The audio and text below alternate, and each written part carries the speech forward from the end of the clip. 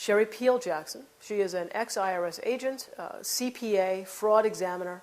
She was working for the IRS. She was on the fast track to success there. She was doing very well, had received numerous awards for all of the work she did. And she realized that there is no law and that the biggest fraud was the IRS. I tried to be the best at whatever I did. So when I got to the IRS, I hit the ground running. My first year in 1988, I got the Fraud Award. It's a big Shaped in Georgia award for fraud. But I got numerous awards, and my biggest one is from the IRS commissioner himself. Back in 1995, it was Fred T. Goldberg. One of the things that I wanted to tip you off on as far as what the IRS does before I get into the story, they had, I don't know what they're doing now, but they had what's called a Market Segment Specialization Program, or MSSP. They would take different market segments, like ministers, and try to figure out how much money you were underreporting. Let's take beauticians, for example. I'm going to audit her beauty shop. She owns the shop, and she has some people working there. Based on the assumption that the IRS has that people don't report all of their money, but they like to put all their expenses on there. So granted, all her expenses are on the tax return, and I figure out how many bottles of this and that she bought, I can calculate a dollar figure. So I'll tell Sophia, after it's all over and we're buddy-buddy, I just shock her, and I say, well, guess what? It looks like, based on my calculations, that you really brought in $80,000, but you have $50 on the tax return. So here, you owe the IRS back $30,000. What would she do? She would sign off on it. I only had 2 cases in 7.5 years where somebody actually bucked at me. People are so afraid. The government and the media have gotten you guys so afraid of the IRS that you don't even buck them.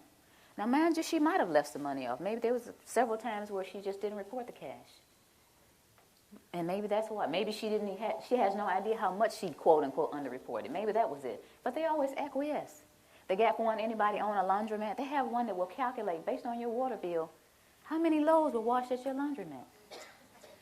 And the point to all of this is what they do to people, and people just acquiesce to it. When I quit the IRS in 1995, and after maybe a year of being Jim Cleaver and realizing that that was just not me, I hung my shingle, which in accounting terms or business terms is you start your own business. Now, you know that picture of Uncle Sam, the one that says Uncle Sam wants you? I used that same picture, and I had it really big, and I says, Uncle Sam wants your money, but I'm a former IRS agent. I'm going to show you how to get it back. You know, the people came running. And then these people start coming to me saying, I keep hearing that we're not supposed to pay tax. Or I keep hearing that the tax law is a fraud. And like I said, I was raised differently. I never would look at that person and say, you're a cuckoo. I wouldn't even think it. It was like, okay, you know, in this back burner back here, I would think to myself, okay, there's some people out there that actually think that the income tax doesn't apply to us, or it's a fraud, or it's being misapplied. But I didn't do anything about it because, remember, I'm rolling along with my little businesses and whatnot. So one night maybe in early June, one of my pastor clients called. It was night. It was about 9 o'clock at night. And she said, you know what? I think it was maybe a Wednesday night, after her Wednesday night service. She said, I've got this parishioner that just keeps bugging me about this income tax. She's talking about that we're not liable for the income tax, and she wants to talk to you. Can I give this lady your telephone number? And I said, okay. So maybe about 10 minutes later, this lady called me. She said, I have a question for you. Are we supposed to pay income tax or not? And I said, okay. Do you want the cuffed answer or do you want the real answer? She said, I want the real answer. I said, well, I really don't know. You know, even though I'm a former IRS agent, I haven't done the research, but I hear that there's a credible body of evidence out there that says that we don't owe the income tax. I was okay. I mean, I took the information. I was sitting there listening like, okay. And, you know, I said, okay, this lady had a lot of information. I don't know where she got it from. So a few weeks later, she called me again, and she said, Miss Jackson, remember that information I told you on the phone? It's in the USA Today. Pull it up on the internet. Okay, so I got the USA Today. It was July 7th, 2000. And it says, Dear we the people, most citizens are not required to file an income tax return. The 16th Amendment to the Constitution is a fraud. And if you file, you waive your Fifth Amendment rights. I said, okay, that's some other stuff she was saying. Now, this is a lot of reading. But I kept reading because I was very interested, you know, being a CPA and into fraud and all that. I wanted to see what was going on. So here in the third column, it says, no one has been able to collect the $50,000 reward offered by Bill Conklin. to anyone that can identify the section of the Internal Revenue Code that makes a typical worker liable for the income tax. I'm serious about winning. It's $50,000. Okay, so it's at my desk. Basically, I just shoved everything off my desk and got the codes out, the regulations out, the tax guide. I got on the internet to look at the Cornell University site, all these different things, and I started researching. And 2 weeks later, I said to myself, oh my goodness, we have a problem here.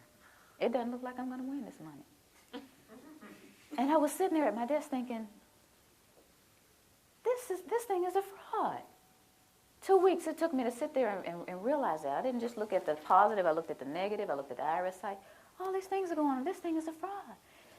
Being a CPA and a former IRS agent, I sat there at the desk, I was by myself, and all these thoughts started going through my head. The first thought was, now I finally open up the codes and regulations. Because see, at the IRS, they trained us with these little guides. We didn't use the codes and regulations.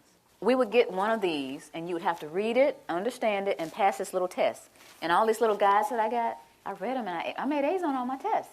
And I thought, and I guess the rest of the agents in training thought, that the information that was in here was the same that was in those thick codes and regulations. But it's not necessarily the same. The things that are in these training manuals are not necessarily the same thing as in the codes and regulations. I learned that in my studying. In the time that I was doing the research, I also learned about the pocket commission. Now, I'm going to let this go around the room, but y'all got to give it back. This is the outside that I purchased of the pocket commission that I had. And before I left, I had the sense of mind to make a copy. This is the little badge I used to flip out at people and say, give me your books and records. Give me your bank statements. Give me all your credit cards, And, people, okay, here. Even the counties, I go to the county, do it. I go just about anywhere and flip this little thing out and get whatever I wanted. There's a lot of power nuts out there doing that, guys. Y'all know it. Half of you already know about it.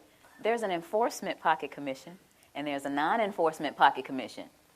And I started looking back at this thing. It has SER, Southeast Region. First of all, I'll read it. It has my picture up here, and it says, Sherry Jackson, whose signature and picture appear above, is duly commissioned as Internal Revenue Agent and has authority to perform all duties conferred upon such officers under all laws and regulations administered by the Internal Revenue Service, including the authority to investigate and require and receive information as to all matters relating to such laws and regulations. And it has SER and some other numbers and an A. And based on this Internal Revenue Manual, A means administrative. So I'm an administrative clerk out there on the front lines. And I'm an administrative clerk with a non-enforcement pocket commission. Okay, so I'm starting to get angry here.